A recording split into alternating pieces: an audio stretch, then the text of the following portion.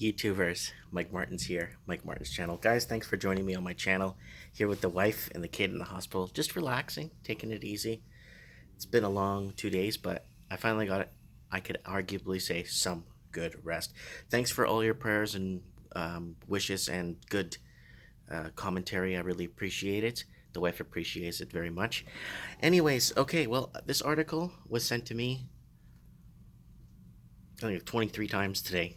So I'm reading it for you guys, okay? I'm doing it for you guys. Look at that. Canada's housing market is breaking some alarming records right now. And then it says below, at least we aren't in Australia. So people down under don't have to worry too much, but because that's the calm before the storm in Australia. Watch what's going to happen there. Ooh, ooh. It's going to make the 2006 2007 financial crisis a walk in the park in comparison to what's going to happen in Australia, Canada, and the UK and New Zealand. It's quiet out there, maybe too quiet. Canada's residential real estate market has slowed considerably over the past year, a fact the industry chalks up to a tough new mortgage stress test and rising interest rates. This having an impact on the broader economy. Canada's GDP growth slowed to a snail's pace at 0.4% annualized in the fourth quarter of 2018, dragged down in part of falling residential investment, which slid 7.5% over the past year. So that's what happens when a country economically backs itself on housing instead of production, exports, fabrication, and other ways internally to build an economy. And one way to build a good economy is more exports. The more you export, the more you make, right?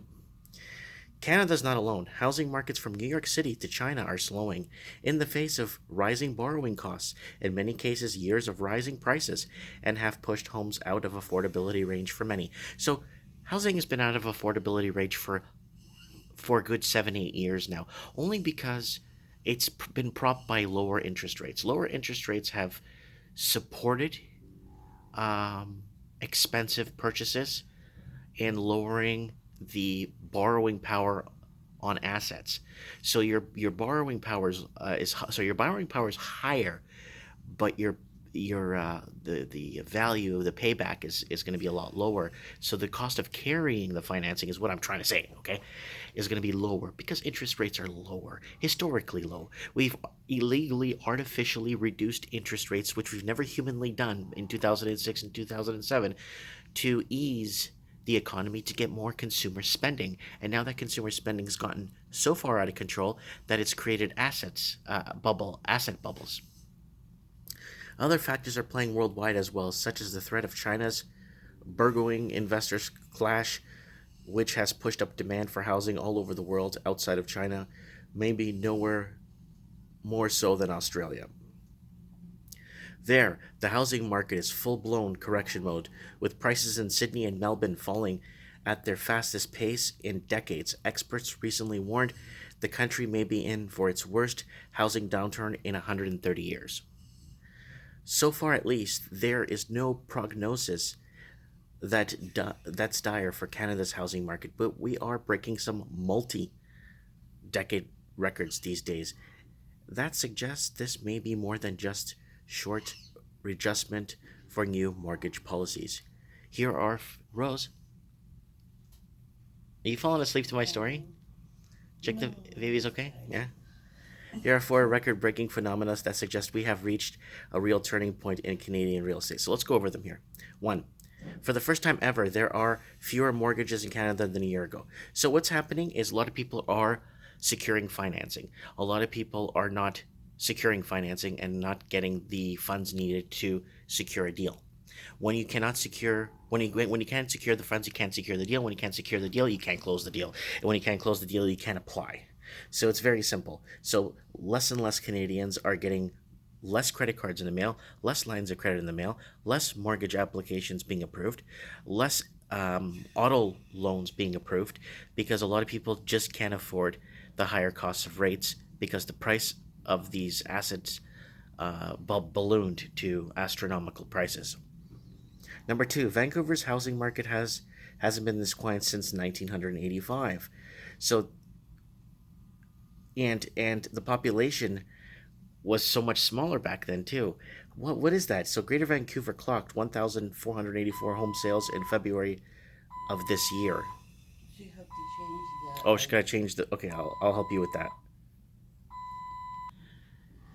All right, sorry about that, guys. Anyways, so if you can't secure the financing, you're not gonna borrow. You can't borrow. You're not gonna land the deal. Very simple. Number three, Canadian household debt is growing at its slowest pace in 36 years.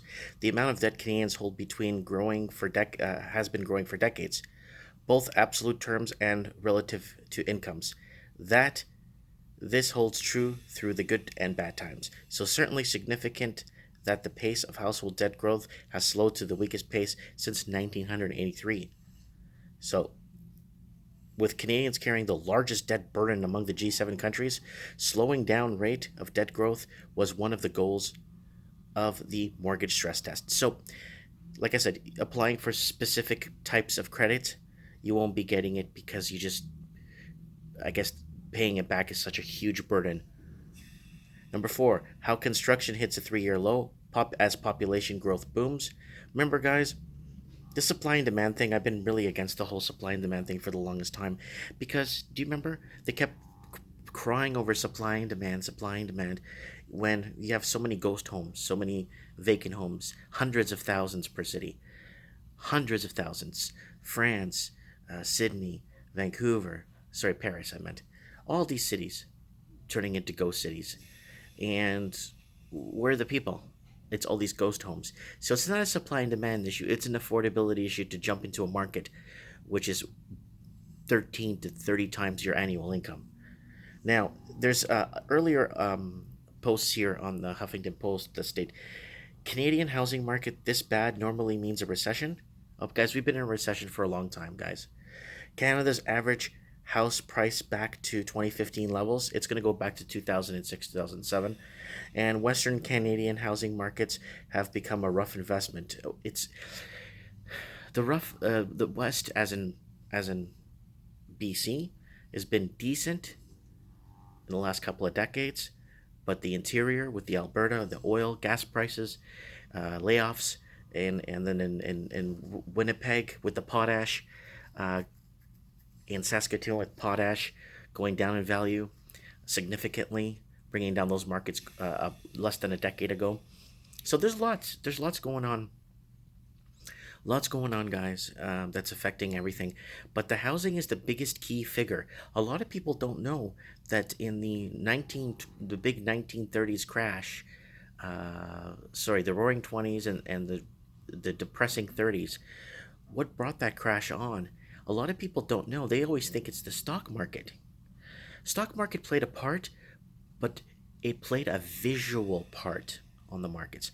The stock market played a visual part that everybody could see on the tickers and say, wow, we're screwed. But one underlying thing that happened that a lot of people don't talk about is the housing crash at that time. Look it up, it's on record. A lot of people don't know. There was a massive underlying housing crash in the 1930s when we had the Great Depression that a lot of people don't talk about or a lot of people bring up in their synopsis when they're talking about the Great Crash. And what did they do in 2006 and 2007 to fix this problem? Cash for trash, quantitative easing, and bailing out the banks. And how could they bail out the banks without the banks taking a major hit? They artificially lower interest rates of the common Joe's savings account. Do you remember back in the day you used to get 4.5% on your bank account? Yeah, save your money. Remember ING commercials? On $1 million, you get about 45 grand a year. Now on $1 million, you're lucky if you get 3 grand a year. Why? Because they virtually and illegally distorted and first time in human history, lowered artificially rates in human history. Back in the day, our markets used to work on autopilot. We used to be on autopilot back in the day. They'd crash, they go back up, they crash, they balloon, they go back up, they'd spike, they crash. Now with all this government influence and intervention that's poking its nose around and trying to help us they're trying to help cool the market down. They're making things worse. They should have not been in the housing market. They should have let the housing market go and it would have crashed a whiles back ago. And if the government protected its borders and foreign investing, and protected from Canadians from being bought out of their own cities, right? And that's the sad part. And the truth of the matter is, a lot of this lies on the politicians. A lot of it lies on the policies that are put in place and what's regulated and what's not, right? So something to look at, guys. Um, New Zealand is not allowing any more foreign investing, right? Paris put a 30% foreign buyers, or so vacant home tax, because Paris, the city of Paris, was just sick and tired of having its city an empty shell and vacant and nobody on the streets. And I know Sydney's an empty shell, San Francisco's an empty shell, Vancouver's an empty shell. I was there, I know. Anyways, guys, I want to know what you guys think. I want to know what you guys feel. This post is just the beginning of the end. It's gonna start off like this. It's the calm before the storm. So Australia, you're not feeling too many records being broken, but watch what's gonna happen in time. I've been predicting this crash for so many years because it's beyond anyone could ever fathom. And government, step out of this boundaries and first-time home buyers loans and all this crap to try and prop the market. Do the right thing and actually implement laws that's going to protect the Canadian or Australian or the UK or the New Zealand proper, because that's the way to do it. Because once the middle class can't afford to buy, you could kiss your middle class economy goodbye. Middle class economy goes goodbye. Guess what happens? You can't fund your public works, or your public sector ceases to uh, get funding through the private sector networks, which have to lay people off because they are raising taxes. Let me know what you guys think. Comment below, and thanks for watching.